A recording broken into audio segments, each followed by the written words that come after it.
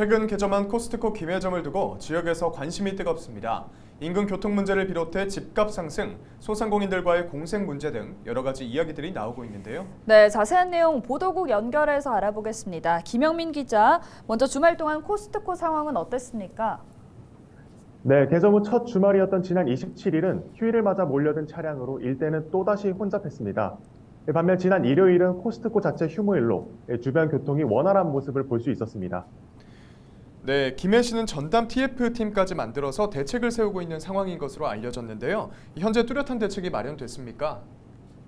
네, 김해시는 평일 하루 이곳을 지나가던 차량이 약 3,000대, 주말은 4,000대 가량으로 보고 있습니다.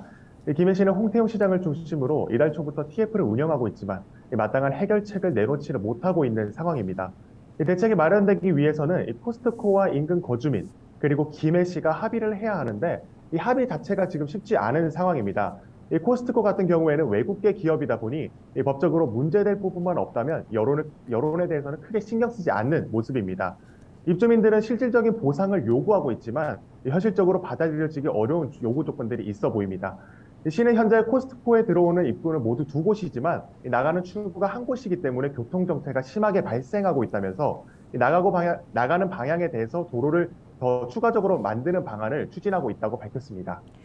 네, 일각에서는 코스트코 덕분에 집값이 올랐는데 이제 와서 불편함을 호소하는 건 좀 지역 이기주의가 아니냐 이런 시선도 있습니다. 네, 제가 코스트코 인근 부동산을 취재해 봤는데요. 부동산 관계자들은 코스트코가 들어선 이후 해당 아파트 값이 오른 건 사실이라고 합니다.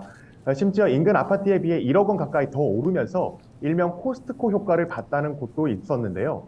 하지만 대다수의 부동산들은 아파트값 상승 요인에는 입지를 비롯해서 이 학교나 상권 등 다양한 것들이 고려되기 때문에 단순히 코스트코가 들어서면서 아파트값이 그 정도로 올랐다고 보는 것은 무리가 있다고 말했습니다. 그러면서 코스트코 개점이 지금까지는 호재였지만 이 교통 대란이 현실화되면서 이제는 마냥 호재로만은 보이지 않는다는 입장도 있었습니다. 네, 지금까지 보도국 김영민 기자와 함께 코스트코 김해점에 대한 내용 이야기 나눠봤습니다. 오늘 말씀 고맙습니다. 네, 고맙습니다.